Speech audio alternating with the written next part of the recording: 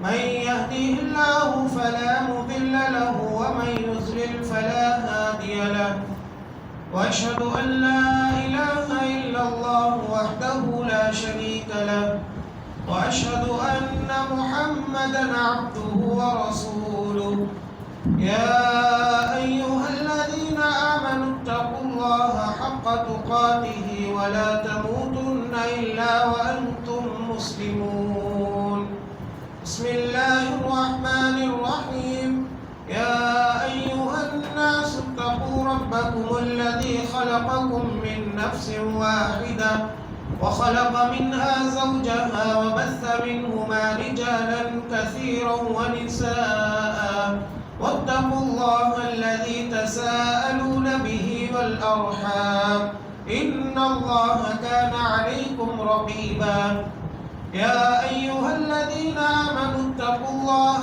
وقولوا قولا سديدا يصلح لكم أعمالكم ويغفر لكم ذنوبكم ومن يطع الله ورسوله فقد فاز فوزا عظيما أما بعد فإن خير الحديث كتاب الله وخير الهدي هدي محمد صلى الله عليه وسلم وشر الأمور محدثاتها وكل محدثة بدعة وكل بدعة ضلالة وكل ضلالة في النار أعوذ بالله السميع العليم من الشيطان الرجيم من همزه ونفخه ونفثه إن الذين يؤذون الله ورسوله لعنهم الله في الدنيا والآخرة وأعد لهم عذابا مهينا. محترم اسلامی بھائیوں، اسلامی ماں اور بہنوں، ہم سب سے پہلے اللہ رب العزت کی بڑائی بزرگی بیان کرتے ہیں جس نے ہم تمام لوگوں کو انسان بنا کر اس دنیا میں پیدا کیا. وہی اللہ ہے جو ہم کو کھلاتا ہے، پلاتا ہے، پہناتا ہے، غرض ہے کہ ہماری مصیبتوں کو، پریشانیوں کو، بیماریوں کو دور کرنے والا صرف اور صرف وہی ایک اللہ کی ذات ہے. وہی اللہ ہے جو عبادتوں کے لائق ہے. ساری عبادتیں اسی کے لیے ہونی چاہیے. ساری نمازیں، سارے روزے، ساری قربانیاں، سارے نذر و نیاز صرف اور صرف اللہ کے واسطے ہونی چاہیے. لاکھوں درود و سلام نازل ہو تمام انبیاء علیہ السلام پر، خصوصاً آخری نبی، پیارے نبی جناب محمد الرسول اللہ صلی اللہ علیہ وسلم پر، جن کی محنتوں سے، جن کی کوششوں سے آج ہم سب لوگ اسلام کے سائے کے نیچے جگہ لے رہے ہیں. اللہم صلی علی محمد وعلی آل محمد کما صلیت علی ابراہیم وعلی آل ابراہیم انک حمید مجید. اللہم بارک علی محمد وعلی آل محمد کما بارکت علی ابراہیم وعلی آل ابراہیم انک حمید مجید. محترم سامعین، خطبہ مسنونہ کے بعد آپ کے سامنے سورۃ الاحزاب کی ایک آیت کریمہ تلاوت کی گئی. اللہ تعالیٰ اس آیت کریمہ میں فرماتے ہیں کہ یقیناً جو لوگ اللہ کو اور اللہ کے رسول کو تکلیف پہنچاتے ہیں، ایسے لوگوں کا لعنتیں پیچھا کرتی ہیں، ایسے لوگوں پر لعنتیں برستی ہیں، دنیا میں بھی اور آخرت میں بھی.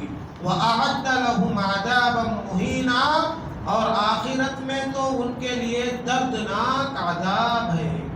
محترم بھائیو، آیت کریمہ کے ترجمے سے آپ نے ملاحظہ کیا کہ اللہ تعالیٰ اس آیت کریمہ کے اندر ایسے لوگوں کے بارے میں بتلا رہے ہیں جو اللہ اور اس کے رسول کو تکلیف پہنچاتے ہیں. جو لوگ اللہ اور اس کے رسول کو تکلیف دیتے ہیں اپنے قول سے یا اپنے عمل سے، اپنے زبان سے یا اپنے عمل سے، کسی طریقے سے بھی اللہ اور اس کے رسول کو ناراض کرتے ہیں، انہیں تکلیف پہنچاتے ہیں، ایسے لوگوں کا لعنتیں پیچھا کرتی ہیں، ایسے لوگوں کے پیچھا لعنتیں کرتی ہیں. یعنی ایسے لوگوں کو آخرت سے پہلے دنیا میں بھی اللہ ان کی سزا دے دیتا ہے، دنیا میں ہی ان کا لعنتیں پیچھا کرتی ہیں، اور آخرت میں تو ان کے لیے دردناک عذاب ہے، سخت عذاب ہے. محترم بھائیوں، اگر آپ پیارے نبی صلی اللہ علیہ وسلم کی زندگی کو پڑھیں گے تو آپ کو پتہ چلے گا کہ آپ صلی اللہ علیہ وسلم کے زندگی میں جنہوں نے بھی آپ کو ستایا، آپ کو دکھ دیا، آپ کو تکلیف پہنچائی، تو وہ تکلیف پہنچانے کا انجام دنیا میں ہی وہ دیکھ لیے۔ کئی ایسے واقعات ہم کو ملتے ہیں۔ ایک واقعہ بتا کر اپنی بات کو میں آگے بڑھاتا ہوں۔ دیکھیے، بخاری مسلم کا واقعہ ہے۔ بخاری اور مسلم میں اس واقعے کا ذکر ہے۔ اللہ کے نبی صلی اللہ علیہ وسلم کے زمانے میں ایک اہل کتاب ایمان لے کر آیا۔ ایک آدمی جو اہل کتاب میں سے تھا، اس نے ایمان لایا۔ ایمان لا کر کاتبین وحی میں سے اس کا شمار ہوا، یعنی اللہ کے جانب سے جو وحی نازل ہوتی تھی اس کو لکھتا بھی تھا۔ غور کرو کتنے قریب ہو گیا، ایمان لانے کے ساتھ ساتھ کاتب وحی بھی بنا۔ اللہ کے جانب سے جو وحی اترتی تھی اس کو لکھتا بھی تھا، لیکن آگے چل کر وہ مرتد ہو گیا۔ ایمان لا کر کاتب وحی بھی بنا اور مرتد ہو گیا۔ مرتد ہونے کے بعد اپنے لوگوں میں جا کر کیا کہتا تھا؟ ہمارے نبی صلی اللہ علیہ وسلم کو تکلیف پہنچانے کی باتیں کرتا تھا۔ کیا کہتا تھا؟ لوگوں میں کہتا تھا جب میں کاتب وحی تھا، جب میں وحی لکھتا تھا تو وحی کے اندر بہت ساری باتیں اپنے طرف سے میں نے لکھ دی۔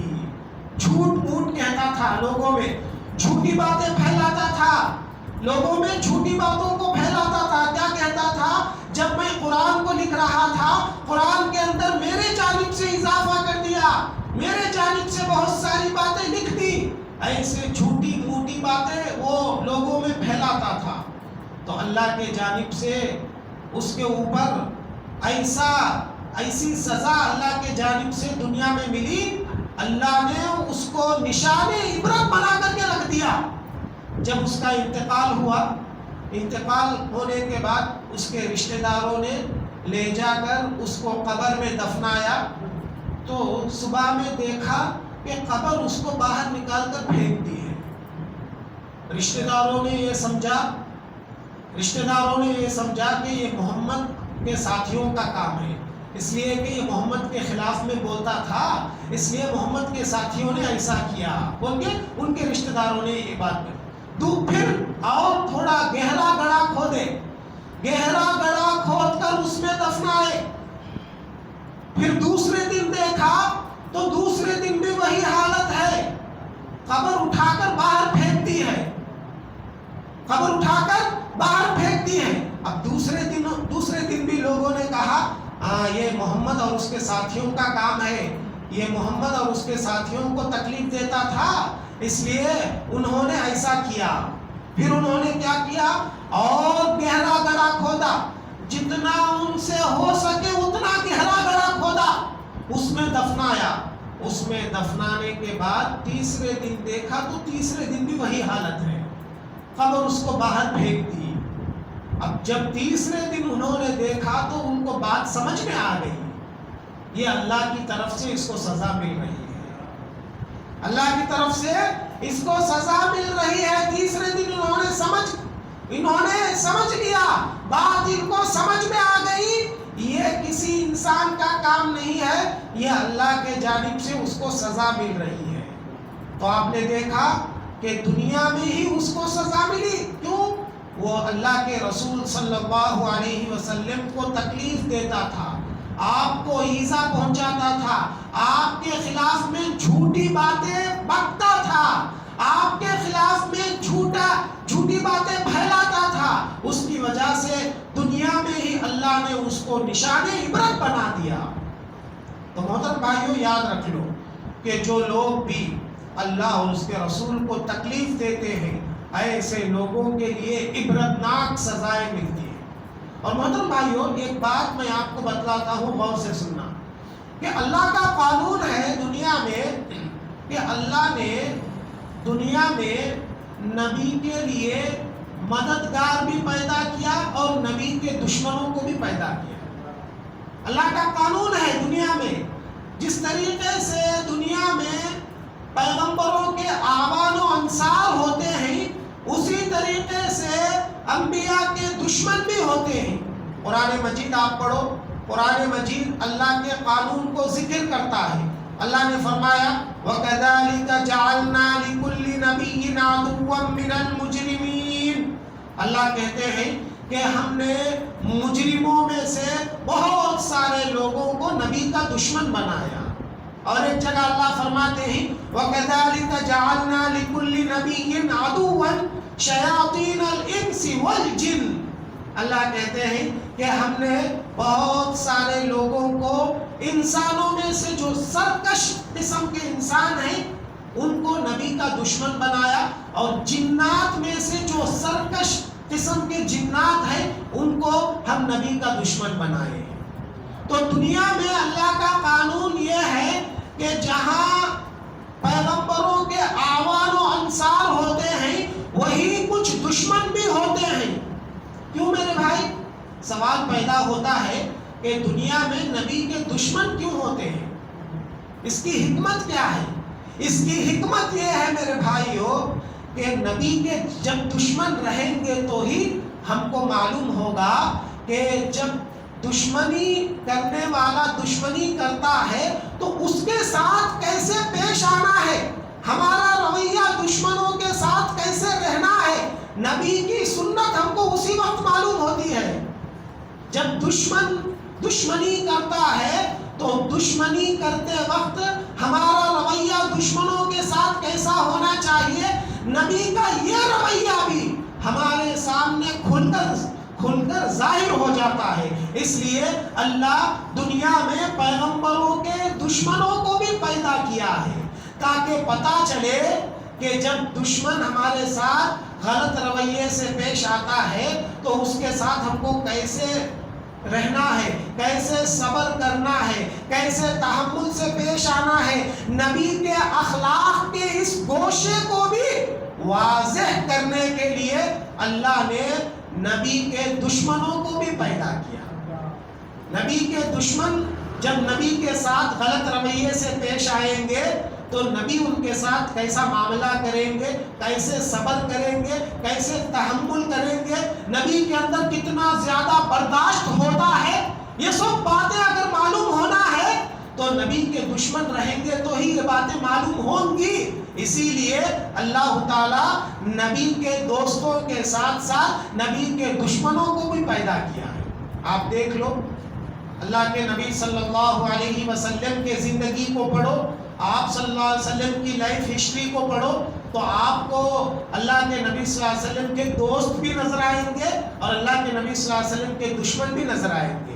ابو بکر، عمر، علی، عثمان جیسے آپ کے گہرے دوست تھے، اعوان و انصار تھے، وہی دوسری جگہ ابو جہل، ابو لہب، نضر بن حارث، عقبہ بن ابی معیط جیسے دشمن بھی آپ کے تھے۔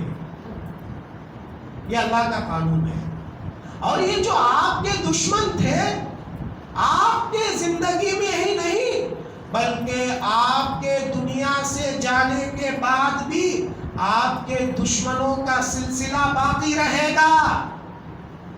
ابو لہب آپ کے زمانے کا دشمن تھا لیکن اس کی اولاد پیدا ہوتے رہے گی قیامت تک۔ ابو جہل آپ کے زمانے کا دشمن تھا لیکن اس کی اولاد پیدا ہوتے رہے گی قیامت تک۔ نضر بن حارث آپ کا دشمن تھا لیکن اس کی اولاد پیدا ہوتے رہے گی قیامت تک۔ عقبہ بن ابی معیط آپ کے زمانے کا دشمن تھا لیکن قیامت تک یہ سلسلہ جاری رہے گا، آپ کے دشمن دنیا میں پیدا ہوتے رہیں گے۔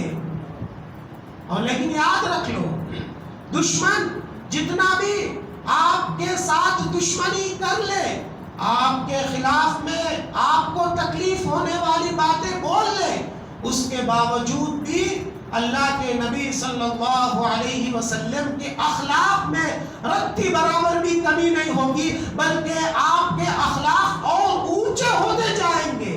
وَرَفَعْنَا لَكَ ذِكْرَكَ، اللہ کہتے ہیں کہ ہم آپ کے ذکر کو اور بڑھاتے رہیں گے۔ وَرَفَعْنَا لَكَ ذِكْرَكَ، آپ کے ذکر خیر کو اور ہم بلندی دیتے رہیں گے اور بڑھاتے رہیں گے۔ اور اللہ یہ بھی کہتا ہے ان شانئک هو الابتر، آپ کا دشمن ہی تم کٹا ہے، یعنی آپ کے دشمن کو نقصان اٹھانا پڑے گا۔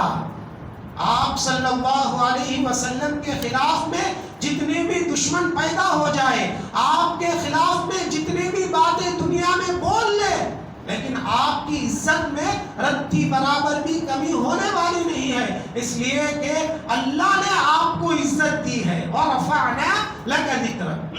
محترم بھائیوں، آج کے خطبے میں آپ کو یہی چیز میں کہنا چاہتا ہوں، یہی باتیں بتانا چاہتا ہوں۔ ہمارے نبی جناب محمد الرسول اللہ صلی اللہ علیہ وسلم کی زندگی، آپ کی سیرت ایک معجزہ تھی، معجزہ تھی آپ کی سیرت۔ آپ صلی اللہ علیہ وسلم کی سیرت، آپ کی لائف ہسٹری ایک معجزہ تھی۔ اس سے بڑی بات کیا ہو سکتی ہے محترم بھائیوں؟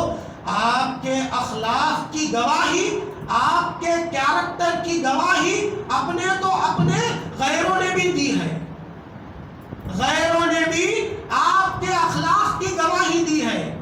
عربی شاعر کہتا ہے والحق ما شہدت بہ الاعداء والفضل ما شہدت بہ الاعداء۔ حق تو یہ ہے کہ دشمن بھی جس کی گواہی دے، فضیلت والی بات تو یہ ہے دشمن بھی جس کی گواہی دے۔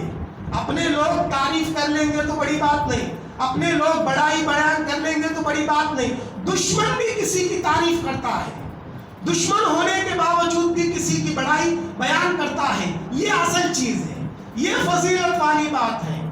تو اللہ کے نبی صلی اللہ علیہ وسلم کی سیرت، آپ کی لائف ہسٹری ہم کو بتاتی ہے کہ آپ کے اخلاق اتنے کریمانہ تھے، آپ کے اخلاق اتنے اچھے تھے کہ دشمنوں نے بھی آپ کے اخلاق کی گواہی دی۔ چند نمونے آپ کے سامنے میں پیش کرتا ہوں، دیکھیے۔ سب سے پہلے روم کا بادشاہ ہرقل، روم کا بادشاہ ہرقل جب ابو سفیان کے زبان سے اللہ کے نبی صلی اللہ علیہ وسلم کے بارے میں، آپ کے اخلاق کے بارے میں سنتا ہے تو وہ کیا کہتا ہے، اپنے تاثرات کو کیسے پیش کرتا ہے۔ دیکھیے، اس نے ہمارے نبی کو دیکھا نہیں، غور کرنا، میری باتوں پر غور کرنا۔ ہرقل روم کا بادشاہ ہمارے نبی کو آنکھوں سے دیکھا نہیں، بس ہمارے نبی کے بارے میں سنا، ہمارے نبی صلی اللہ علیہ وسلم کے اخلاق کو سنا ابو سفیان کے زبان سے۔ جب ہمارے نبی صلی اللہ علیہ وسلم کے اخلاق کو سنتا ہے، اتنا متاثر ہوتا ہے ہمارے نبی صلی اللہ علیہ وسلم کے اخلاق سے، وہ کہتا ہے اے ابو سفیان، تم نے محمد کے بارے میں جو باتیں بتائی ہے، اگر وہ باتیں ویسے ہی ہے جیسے تم نے کہا ہے، وہ باتیں ویسے ہی ہے جیسے تم نے کہا ہے، تو یاد رکھنا ایک دن ایسا آئے گا کہ یہ روم کی زمین بھی اس کے انڈر میں ہو جائے گی، روم کی زمین بھی اس کے انڈر میں ہو جائے گی، روم پر بھی اس کی حکومت چلے گی۔ اور پھر ایک جملہ بولتا ہے، ہرقل جو روم کا بادشاہ ہمارے نبی کو دیکھا نہیں، ہمارے نبی کے اخلاق کو سنا، سن کر کیا کہتا ہے، غور سے سننا، اس کا جملہ میں آپ کے سامنے پڑھ کر سناتا ہوں۔ وہ کہتا ہے وَلَوْ كُنْتُ عِنْدَهُ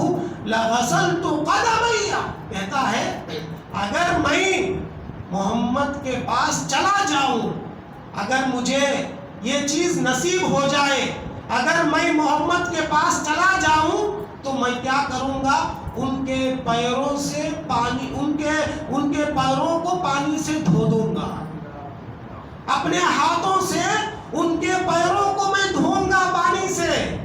صرف ہمارے نبی کے اخلاق کو سن کر اتنا متاثر ہوتا ہے روم کا بادشاہ، عیسائی بادشاہ کہتا ہے۔ آپ غور کرو محترم بھائیوں، ہمارے نبی صلی اللہ علیہ وسلم کے اخلاق کتنے اعلیٰ تھے، کتنے اونچے درجے کے تھے۔ جی اتنا ہی نہیں، اور بھی نمونے ہیں۔ مائیکل ہارٹ دا 100 کتاب لکھتا ہے، آپ میں سے بہت سارے بھائیوں کو یہ بات معلوم ہے کہ مائیکل ہارٹ دا 100 کتاب لکھتا ہے، جس کے اندر تمام انسانوں میں سے 100 آدمیوں 100 आदमियों को, 100 आदमियों का सिलेक्शन वो करता है, तो 100 आदमियों का सिलेक्शन करते हुए वो लिखने वाला एक ईसा अलैहिस्सलाम का नाम पहले नहीं रखता। गौर करना मेरी बात पर। लिखने वाला दूसरे मजहब से ताल्लुक रखने वाला है, लेकिन लिखते हुए इंसाफ का सबूत देता है, लिखते हुए इंसाफ का सबूत देता है। द 100 में 100 आदमियों के नाम वाली किताब लिखकर 100 आदमियों के नामों में हमारे नबी का नाम सबसे पहले लिखता है। द 100 लिखने वाला माइकल हार्ट कहता है कि मैंने सारे इंसानों की जिंदगी को पढ़ा, सारे इंसानों की जिंदगी को पढ़ा, मैंने मोहम्मद के अंदर जो क्वालिटी पाया, मोहम्मद के अंदर जो चीजों को देखा, किसी इंसान के अंदर वो चीजों को मैंने नहीं देखा। मोहम्मद ने अपने जिंदगी में जितना लोगों को फायदा पहुंचाया है, दुनिया में भी काम आने वाला फायदा, आखिरत में भी काम आने वाली चीजें मोहम्मद ने जितना सिखाया है और किसी इंसान ने नहीं सिखाया। अल्लाहु अकबर। गौर करो मोहतरम भाइयों कि 100 आदमियों के नामों में पहला नाम हमारे नबी का जिक्र करता है, तो आप अंदाजा लगा सकते हैं हमारे नबी के अखलाक कितने ऊंचे थे, हमारे नबी के अखलाक कितने आला थे। गूता एक जर्मनी का शायर है, वो क्या कहता है? वो कहता है कि मैंने इंसानों की तारीख को पढ़ा, इंसानों की हिस्ट्री को पढ़ा, मैं चाहता था कि इंसानों में सबसे बड़ा इंसान कौन है, मैं ये तलाश करना चाहता था। मैं इंसानों की तारीख को पढ़ते पढ़ते पढ़ते पढ़ते मोहम्मद के पास आकर रुक गया। मुझे बात समझ में आ गई, आपसे बड़ा इंसान कोई नहीं हो सकता, आपसे अजीम इंसान कोई नहीं हो सकता। जर्मनी का शायर ये कहता है अपने जज्बात को वो जिक्र करते हुए।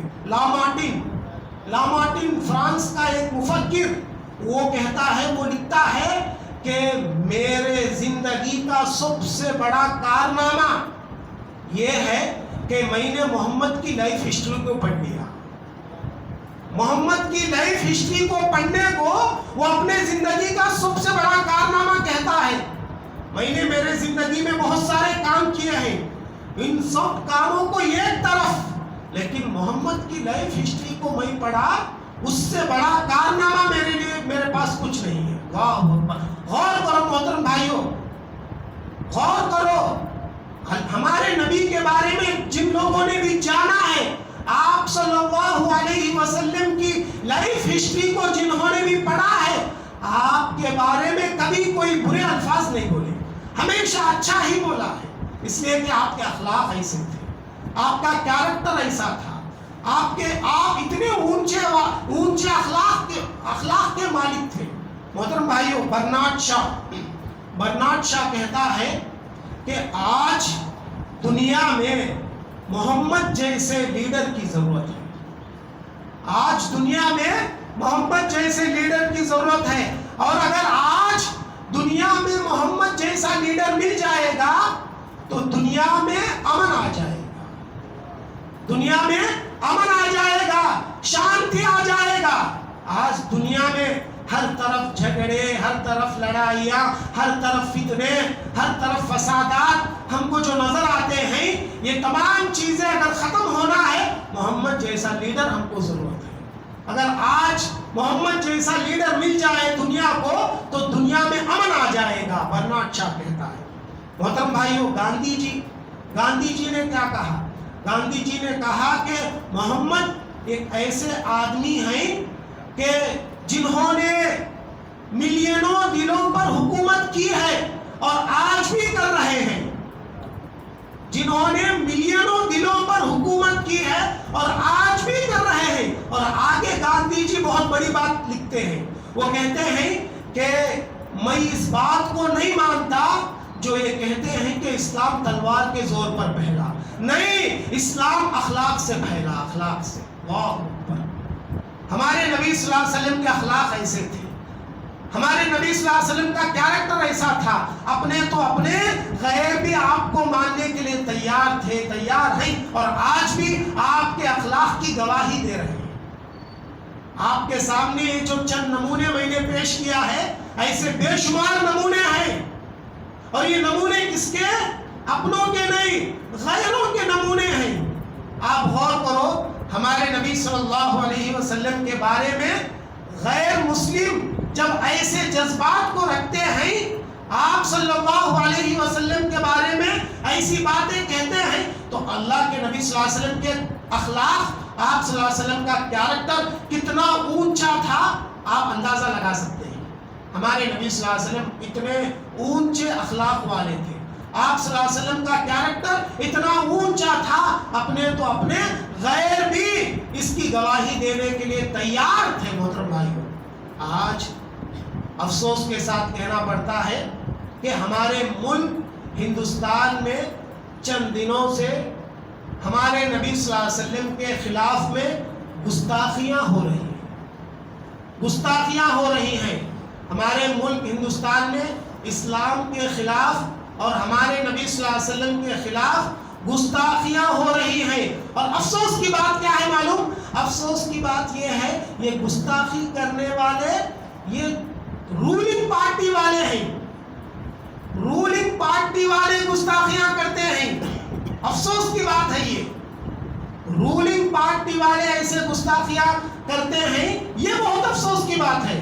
محترم بھائیوں، جو بھی ایسے گستاخیاں کرتا ہے، ہمارے نبی صلی اللہ علیہ وسلم کے خلاف میں جو بھی گستاخانہ الفاظ بولتا ہے، ہمارے نبی کے خلاف میں کوئی آواز اٹھاتا ہے، یاد رکھنا مسلمان اس کو کبھی برداشت نہیں کریں گے۔ مسلمان گنہگار ہونے کے باوجود بھی، مجرم رہنے کے باوجود بھی، مسلمان کبھی ایسے باتوں کو سننے کے لیے تیار نہیں ہوتا، تیار نہیں ہوتا۔ مسلمان کا دل کبھی برداشت نہیں کرتا ایسے چیزوں کو۔ حسان بن ثابت کہتے ہیں کہ فَإِنَّ أَبِي وَوَالِدَتِي وَعِرْضِي لِعِرْضِ مُحَمَّدٍ مِّنْكُمْ وِقَاءُ۔ حسان بن ثابت کہتے ہیں کہ میرے والدین، میرے تمام کنبے والوں کی عزت قربان ہے اللہ کے نبی صلی اللہ علیہ وسلم کی عزت کے سامنے۔ جب اللہ کے نبی صلی اللہ علیہ وسلم کی عزت جائے گی، آپ کے عزت کے خلاف میں کوئی کیچڑ اچھالے گا، تو آپ کی عزت کی حفاظت کے لیے میں، میرے ماں باپ، میرے سب لوگ قربان ہو جائیں گے۔ یہ جذبات حسان بن ثابت کے نہیں ہیں، بلکہ اس دنیا میں رہنے والے سارے مسلمانوں کے جذبات ہیں۔ کوئی بھی مسلمان اللہ کے نبی صلی اللہ علیہ وسلم کے خلاف میں کوئی بات ہوتی ہے، آپ کے خلاف میں کوئی گستاخی کرتا ہے، یہ سننے کے لیے کوئی تیار نہیں ہوتا۔ یاد رکھ لو محترم بھائیوں، ایسے حالات میں ہم کو کیا کرنا ہے؟ ایسے حالات میں ہم مسلمانوں کو کیسے کام کرنا ہے، کیسے حکمت سے کام کرنا ہے؟ ایسے حالات میں مسلمانوں کے چند ذمہ داریاں ہیں، وہ ذمہ داریاں آپ کو میں یاد دلانا چاہتا ہوں۔ ایسے حالات میں ہم مسلمانوں کی کیا ذمہ داریاں ہیں، وہ ذمہ داریوں کی طرف آپ کا دھیان لے کر جانا چاہتا ہوں۔ سب سے پہلی ذمہ داری محترم بھائیوں، ہم مسلمان ہیں، ہمارا ایمان سارے پیغمبروں پر یکساں ہے۔ آدم علیہ السلام سے لے کر محمد صلی اللہ علیہ وسلم تک سارے پیغمبروں پر، سارے رسولوں پر، سارے نبیوں پر ہمارا ایمان یکساں ہے۔ ہم کسی نبی کے خلاف میں بھی گستاخی برداشت نہیں کریں گے۔ یہ ہمارا میسج ہے، سب لوگوں تک یہ میسج پہنچنا چاہیے۔ صرف ہمارے نبی کے خلاف میں گستاخی ہوئی تو نہیں، بلکہ عیسیٰ علیہ السلام کے خلاف میں بھی کوئی گستاخی کرتا ہے، ہم اس کو بھی برداشت نہیں کریں گے، ہم احتجاج کریں گے۔ موسیٰ علیہ السلام کے خلاف میں بھی کوئی گستاخی کرتا ہے، ہم اس کو بھی برداشت نہیں کریں گے۔ داؤد علیہ السلام کے خلاف میں بھی کوئی گستاخی کرتا ہے، اس کو بھی ہم برداشت نہیں کریں گے۔ آدم علیہ السلام سے لے کر محمد الرسول اللہ صلی اللہ علیہ وسلم تک سارے پیغمبروں پر ہمارا ایمان ہے، اور ہر ایک کی عزت ہم کرتے ہیں، ہم یہ نہیں بولتے، ہم یہ نہیں کہتے کہ محمد صلی اللہ علیہ وسلم کی گستاخی نہیں کرنا، بلکہ ہمارا میسیج یہ ہے، ہم یہ کہتے ہیں کسی نبی کے خلاف گستاخی نہیں ہونی چاہیے، کسی نبی کے خلاف میں کوئی برے الفاظ نہیں بولنا چاہیے، ہم یہ کہتے ہیں۔ اور دوسری ذمہ داری محترم بھائیوں، ہم ہمارے نبی جناب محمد الرسول اللہ صلی اللہ علیہ وسلم کے اخلاق کو پڑھے، ہمارے نبی کے سیرت کو پڑھے۔ آج مسلمانوں کی یہ بہت بڑی کمزوری ہے کہ آج کے مسلمانوں کو ہمارے نبی کی سیرت معلوم نہیں۔ افسوس کی بات ہے، افسوس کی بات، ہمارے نبی کے خلاف میں کوئی کچھ کہتا ہے، جوش میں آ جاتے، اس کا جواب دیتے نہیں، جواب نہیں ہمارے پاس، جواب پیدا کرو، جواب۔ جوش میں آنے سے کچھ ہوتا نہیں، ابھی معاملہ بگڑے گا۔ جوش سے زیادہ ہوش کی ضرورت ہے، جوش سے زیادہ ہوش کی ضرورت ہے۔ جوش میں آ کر کچھ کر دیے، جوش میں آ کر ایسا کر دیے، ویسا کر دیے، کچھ فائدہ نہیں، بلکہ ہمارے نبی کے سیرت کو پڑھو، لائف ہسٹری کو پڑھو، ہمارے نبی کے اخلاق کتنے اعلیٰ تھے، آپ کے اخلاق کتنے اونچے تھے، آپ کیسے غریبوں کا خیال کرتے تھے، مسکینوں کا، محتاجوں کا کیسے خیال کرتے تھے، آپ کے اندر کیا کیا کوالٹیز تھی، یہ سب چیزیں پڑھو۔ آج مسلمان نوجوانوں کی سب سے بڑی کمزوری یہ ہے کہ آج مسلمان نوجوان سائنٹسٹ کو تو جانتا ہے، سائنسدانوں کے بارے میں تو اس کو خبر ہے، ہاں سائنسدانوں کی لائف ہسٹری وہ معلوم ہے، لیکن ہمارے نبی کی لائف ہسٹری اس کو معلوم نہیں۔ افسوس کی بات ہے، افسوس کی بات ہے۔ ہمارے نبی کی لائف ہسٹری جانو، ہمارے نبی صلی اللہ علیہ وسلم کی لائف ہسٹری کو پڑھو۔ اور یہاں پر میں آپ سے یہ کہوں گا، خاص طور پہ جو جاننے والا طبقہ ہے، وہ جاننے والے طبقے کی یہ ذمہ داری بنتی ہے، ہمارے نبی صلی اللہ علیہ وسلم کی لائف ہسٹری کے لٹریچر تیار کریں۔ لٹریچر بولے تو بہت لمبی شکل میں نہیں، جیسے شارٹ اینڈ سویٹ جیسے کہا جاتا ہے، مختصر واقعات، ایسے واقعات مختصر انداز میں لوگوں کے سامنے پیش کرے کہ جب وہ سنے گا اس کا دل پگھل جانا، ایسے واقعات کو پیش کرنا۔ ہماری زبان میں، اردو زبان میں، انگریزی زبان میں تو بہت ساری کتابیں پڑھی ہوئی ہیں، ہماری علاقائی زبان، ہم آندھرا میں ہیں، تیلگو زبان میں لٹریچر تیار کرنا، تمل ناڈو میں ہے تو تمل زبان میں، کرناٹک میں ہے تو کنڑی زبان میں، کیرلا میں ہے تو ملیالم زبان میں، اپنے علاقائی زبان میں لٹریچر کو تیار کرنا، اور یہ لٹریچر کو غیر مسلموں میں تقسیم کرنا، تاکہ ان کو پتا چلے ہمارے نبی کون تھے، آپ کے اخلاق کیسے تھے، آپ کا کیریکٹر کیسا تھا۔ ایسے حالات میں کرنے کے کام ہے یہ، چھوٹے چھوٹے لٹریچر بنائے، لٹریچر بنا کر لوگوں میں تقسیم کریں۔ اور ایسے حالات میں کرنے کے کاموں میں سے ایک کام کیا ہے معلوم؟ ایسے حالات میں چھوٹے چھوٹے جلسے منعقد کریں، ہمارے نبی کے سیرت پر، ہمارے نبی کے لائف ہسٹری کو ٹاپک بنا کر چھوٹے چھوٹے جلسے منعقد کریں، مسجدوں میں یا پھر دوسرے میدانوں میں بڑے بڑے علماء کو بلا کر اپنے علاقائی زبان میں، خاص طور پہ یہاں پر جو زبان چلتی ہے تیلگو زبان، اس زبان میں، اور اس جلسے میں کیا کرے، جو بڑے بڑے قسم کے لیڈر قسم کے لوگ ہیں ان کو دعوت دیں، ہمارے علاقے میں رہنے والے MLA MPs اور جو منسٹر قسم کے جو لوگ ہیں، ایسے لوگوں کو بلائے، دعوت دیں، ان کو اسٹیج پر بٹھائے اور جلسے میں ہمارے نبی کے بارے میں بتائے، ہمارے نبی کی سیرت کو بیان کریں، تب فائدہ ہوگا، ان کو معلوم ہوگا، پتہ چلے گا کہ ہمارے نبی کیسے تھے، ہمارے نبی کا اخلاق کیسا تھا، ہمارے نبی کا کیریکٹر کیسا تھا۔ ایسے حالات میں کرنے کے کام نہیں ہیں۔ اور بڑے لوگ جو علاقے میں جو بڑے قسم کے لوگ ہیں، ایسے لوگوں کی ذمہ داری ہے کہ علاقے میں جو پولیس والے ہیں، علاقے میں جو ایم ایل اے ہیں، علاقے میں جو منسٹر ہیں، ایسے لوگوں کے پاس جائے، جا کر ان کو قرآن گفٹ دے، ہمارے نبی کی سیرت گفٹ دے، ان کو کتابیں ان کو دے، تقسیم کرے تو پتہ چلے کہ ہمارے نبی کے اخلاق کیسے تھے۔ یہ سب کام کرنے کے ہیں، ہم کیا کرتے، ہمارے نبی کے خلاف میں کوئی بولتا ہے تو ہم جوش میں آ جاتے، اس کے خلاف میں گالیاں دیتے، ایسے ویسے باتیں بولتے، اس سے کچھ ہونے والا نہیں۔ اس کی وجہ سے اس کی وجہ سے ہمارا امیج اور خراب ہوگا. جوش میں آنے سے ہمارا امیج اور خراب ہوگا. جوش میں آنے سے کچھ ہونے والا نہیں. قانون اپنا کام کرے گا. قانونی طریقے سے چلنا ہے. قانون کو اپنے ہاتھ میں لینے کی کسی کو اجازت نہیں. قانون کو اپنے ہاتھ میں لینے کی کسی کو اجازت نہیں. جو کرنے کے کام ہے وہ کام کرو. جو کرنے کے کام ہے وہ کام کرو. اور سب سے بڑا کام جو کرنے کا ہے وہ کیا ہے معلوم محترم بھائیو؟ سب سے بڑا کام کرنے کا اپنے اخلاق، اپنے کیریکٹر کو نبی کے کیریکٹر جیسا بنانا. دعوت اخلاق کا نام ہے. ہمارے نبی جو دعوت پھیلائے اپنے اخلاق سے، اپنے کیریکٹر سے. ہمارے کیریکٹر کیسے ہیں؟ نبی کا کیریکٹر کیسا تھا سوچو. اپنے کیریکٹر کو بدلے پہلے، اپنے اخلاق کو سدھارے پہلے. لوگ ہم کو دیکھ کر بولے کہ یہ محمد کا امتی ہے. جب محمد کے امتی کا کیریکٹر اتنا اچھا ہے تو محمد کتنے اچھے ہوں گے.